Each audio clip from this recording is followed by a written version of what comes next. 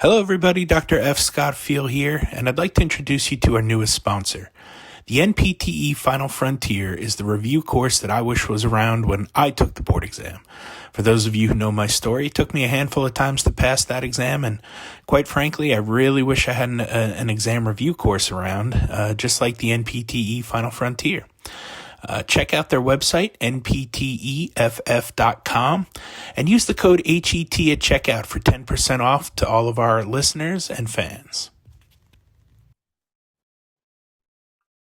Hello, everybody, and welcome to another episode of the Healthcare Education Transformation Podcast. I'm your host, Dr. F. Scott Field, and we have a very special guest today, one of our new co-hosts, Dr. Dawn Magnusson. Dawn, thank you so much for coming on and joining us. I've like to say that I've assembled a team of academic Avengers. I feel like I've got a superhero group of amazing people here that are coming on to help host the show, and I love the fact that we've got so many varying views and viewpoints and different angles that we're coming from, and different people that are doing different things. So pleased to have you join us, and tell us a little bit about your academic journey and how it's led you to here today.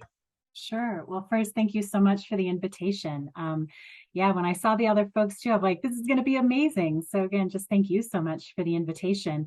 As I was thinking, when you asked the question about my academic journey, I was like, okay, I need to give the Cliff Note version, because the full version, maybe there can be an extended podcast or something, because that might take a while. So I'm going to try to give everybody sort of the Cliff Notes version.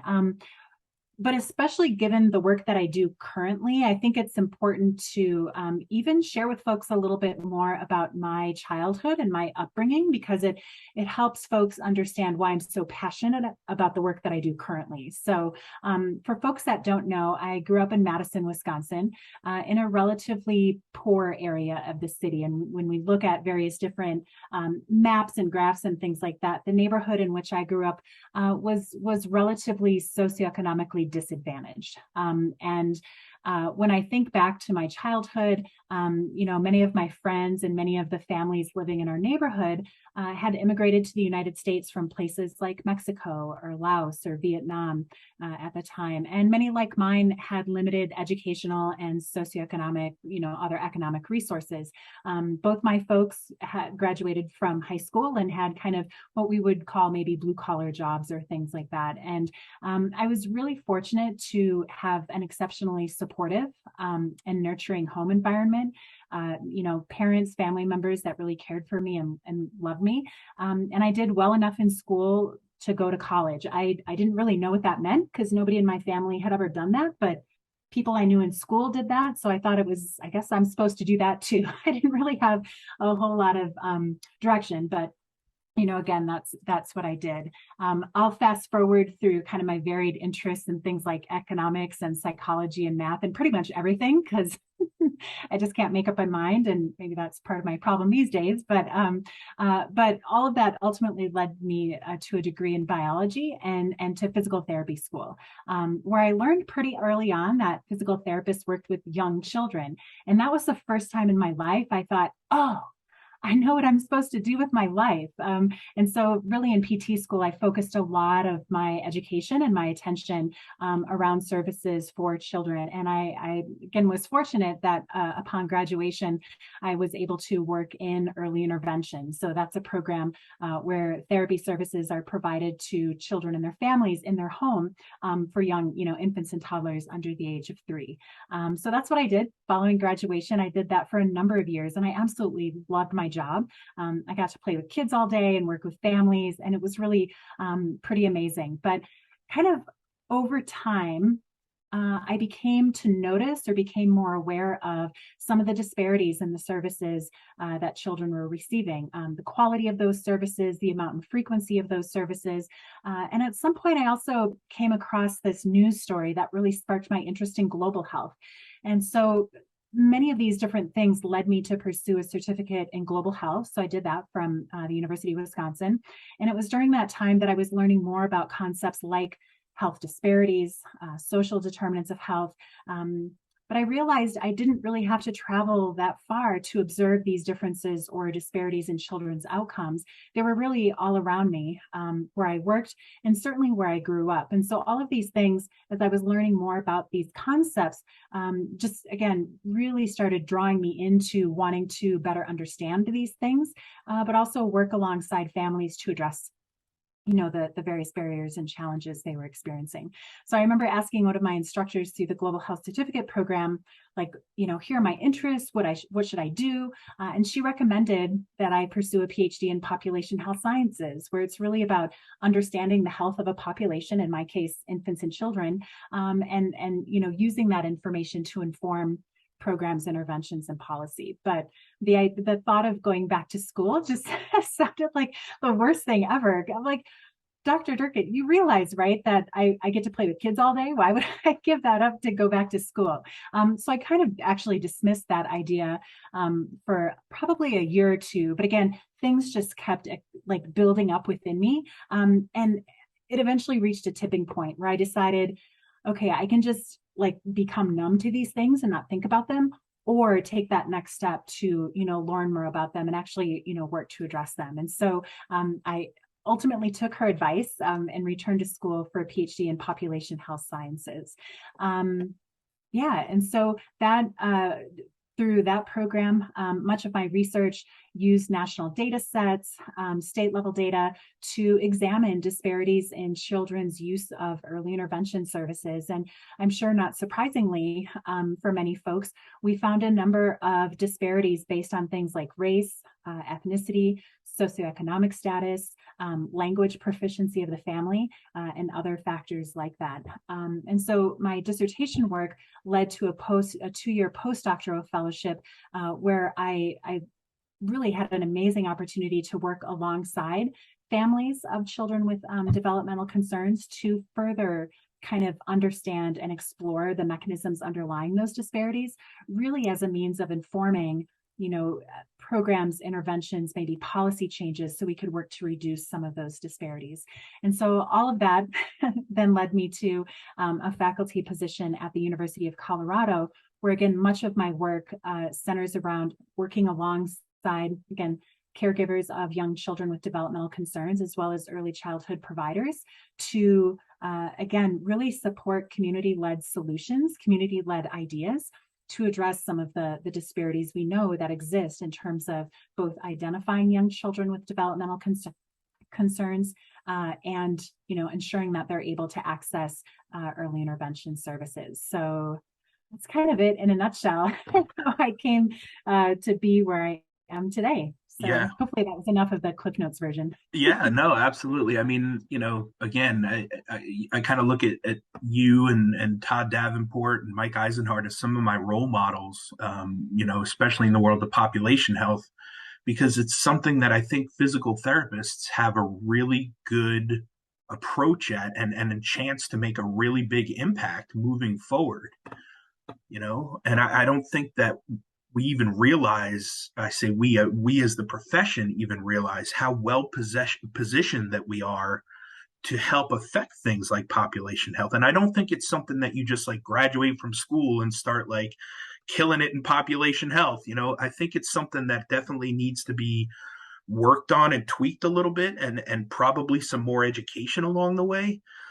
But I definitely think that physical therapists need to be a major player in that game. I think we need to have a place at that table. And so again, I really applaud people like you and Todd and Mike that are just doing the legwork here, and just people that I've looked up to for years in this, and it's where I've got my knowledge, for population health. So thank you for all the work you've done. And again, I look forward to many more projects coming out over the next couple of years. So thank you for Yeah. that.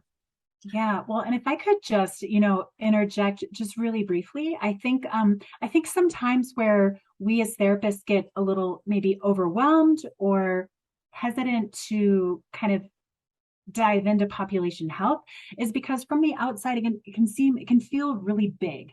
How do we as therapists who historically have worked, kind of one-on-one with patients, how do we don't want to give that up? And the idea of kind of improving the health of a whole population feels really daunting. But what I would encourage listeners to think about is the population is whatever it is. It's not the whole, it's not your entire city or your state or the whole country. For me, my population is infants and toddlers with developmental concerns. Some folks focus on, individuals who maybe have just had total knee arthroplasty, like that's your population. And so the population is whatever it needs to be, whatever is your population of interest.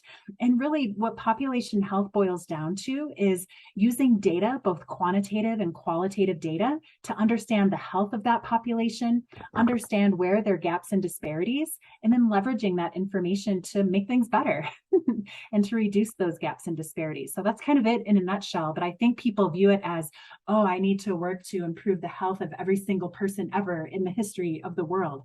Again, it can be whatever folks need it or want it to be. So thanks Yeah. for that. And from a physical therapy business model type thing, right? Let's say you're working one-on-one with a patient, right? That's great. You're going to help that patient, right? But at the end of the day, let's just say I'm a cash-based physical therapist and I charge $200 a visit, right? That's a pretty good rate for a physical therapist to walk out 1 hour session, $200, great job, right? If we don't start thinking about how we can move our one-on-one services to one-on-many, we're going to suffer, right? And that's one of the issues that we're running into with the debt to income ratio, right? But also, I can charge less for my services if I'm treating a full population, right? If I'm charging $20 and I'm educating 20 people all in the same population, now I'm making $400 for that hour and I'm charging people less, right? So it's like a win-win there. I think we have to start thinking about how we can bring our services on that one-on-one level to that one-on-many level, and there's many, many ways to do that. It's not just about treating or educating, right? There's books, there's courses, we can do a lot. We can do so much, and we have to start thinking a little bit outside the box. And like you said, don't think of it as so daunting in this big thing, right? It's another way for us to help people, right? Just more Yeah. people. Yeah. And, kind of your conversation, as you were talking, I was reflecting on the way that I see a lot of therapists leveraging kind of a population-based approach is through risk stratification. And so, looking at your own clinical population, let's say it's patients with low back pain.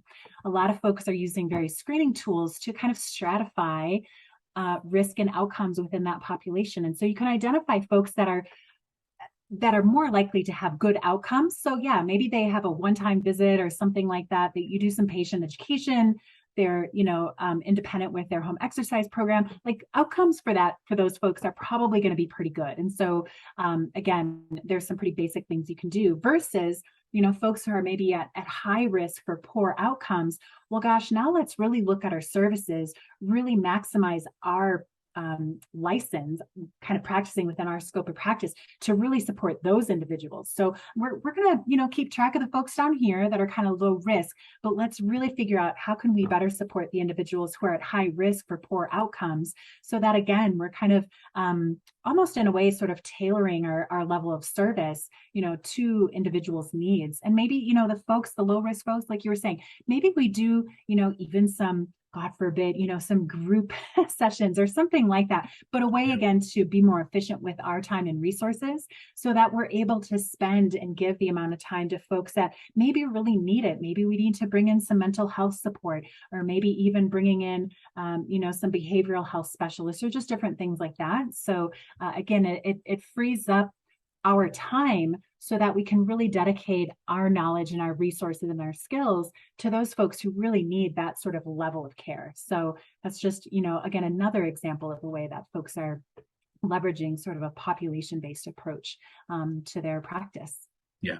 And I think you had the key word there is leverage, right? We can leverage our degree as physical therapists so many different ways. And if people just start to realize that, the profession's going to be fine.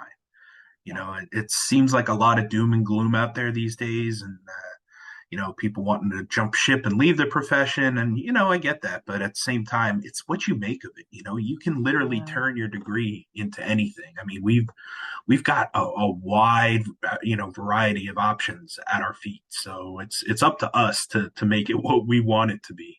Yeah, I love that. One thing I talk to my students about a lot. So in our program, in addition to the research that I do, I also teach in our health promotion and wellness series.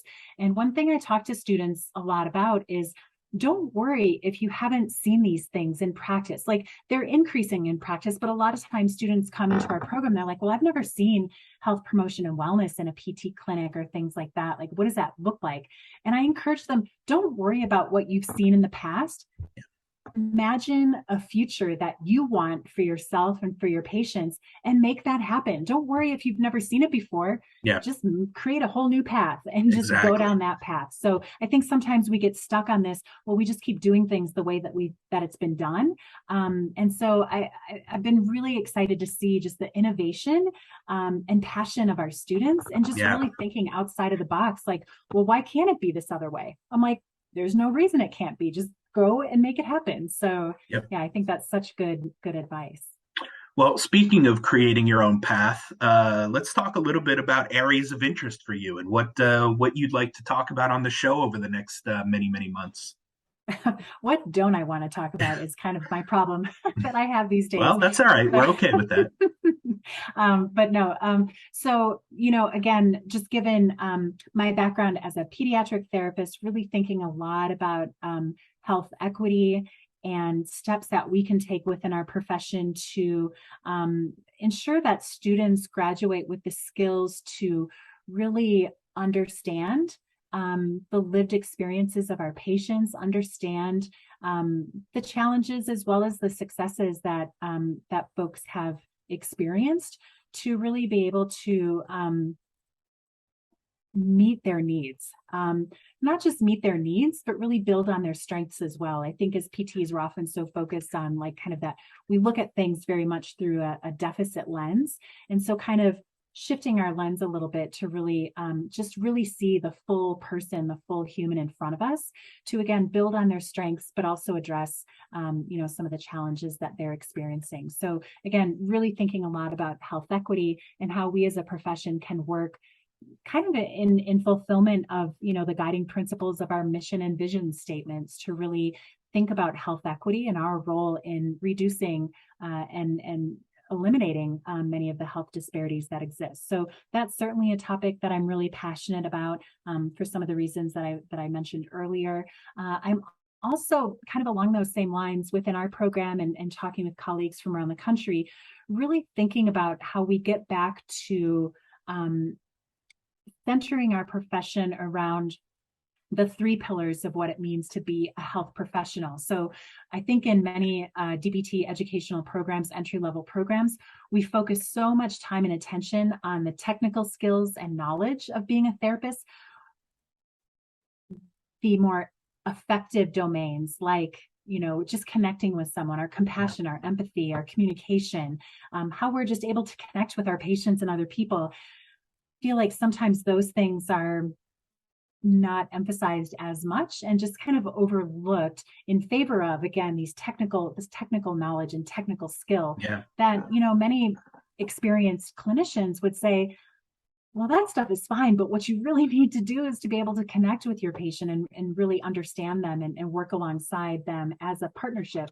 And so I think that's, again, another area that I'm really passionate about, is, again, trying to ensure that entry-level programs are balancing those three pillars. Certainly the knowledge is important, our technical skills are important, but we talk about those three habits of the head, the hands, and the heart. And so ensuring that, again, that third pillar, habits of the heart, are as strong as the Yeah. other two. Because I talk with people about a stool. If you have a stool and you have those three pillars, if you kind of weaken the one or take it away altogether, the stool collapses, it falls over. And so again, to really fulfill our professional obligations to our patients, to society, we need all three of those pillars to be really strong. And so again, finding additional ways to strengthen and enhance kind of those affective skills, kind of those habits of the heart. So that's another topic that's yeah, kind of been filling my mind Yeah. recently.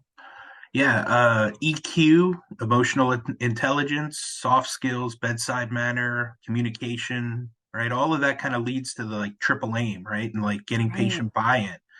Hmm. And again, I can do bed to chair transfers 100 times and practice that and get my technical skills down. But is that really going to help me connect with the patient? Right. So I think that's important for sure. And I think a lot of us that go into healthcare have that naturally, but not always. I think there's some people that either don't have a high level of it or are lacking in it a little, and it can be taught. It's difficult, but it can be taught. You can get better at it. So I think that'll be interesting to kind of see like people that are on a high level, people that are maybe at a low level. How did they get better at it? Things like that. That'll definitely Yeah. be an interesting journey to pursue. So. Yeah. Well, Dom, thank you so much for your time and for coming on. I definitely look forward to hearing some of your episodes in the future. We ask all of our guests this one final question, and so we've been asking our new co-hosts it. If you could change one aspect of higher education, whether it be DPT or otherwise, what aspect would you change? How would you change it, and why? So I think I'd probably build on some of the things that I was just alluding to. Again, really trying to balance our habits of the head, habits of the mind, habits of the hands, and habits of the heart. Um, and I think, again, it's just really critical to ensure that students graduate, understanding that all of those things are really critical to be a good, not just good, but really excellent physical therapist. And Yeah, healthcare so, is hard. It's yeah, complex.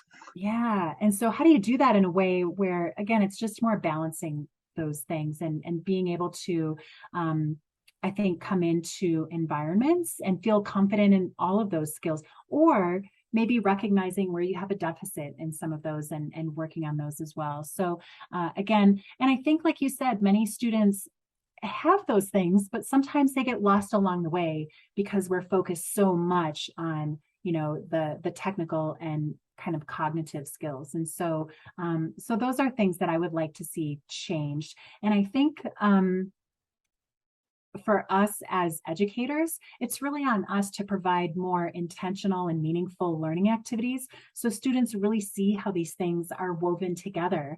I think in many times the way many of our programs are designed is you learn the technical skills in this class, you learn kind of the communication habits of the heart in this class, and students see those as like distinctly separate ideas. And I think we often don't do a good enough job of helping students weave those things together in our cases. And so that's where I see a lot of folks kind of shifting some of their attention is, well, yeah, we have kind of these separate courses, but can we have more touch points between them so students can see those explicit connections, the importance between knowing, again, the technical skills, the knowledge, and ensuring that we're providing those things, delivering those things in a way, that is patient-centered and really done through a partnership working alongside of our patients and caregivers. So that's kind of where I see a lot of folks kind of turning some of their attention is bringing those things together in a more intentional and meaningful way for students. So it's Yeah, exciting. for sure. Do you know Zach and Stephanie Gabor by any chance? The Level Up Initiative? We had I them on this don't. show Mm-mm. years ago. It was probably 2 or 3 years ago at this point, and they started the Level Up Sound Initiative, familiar.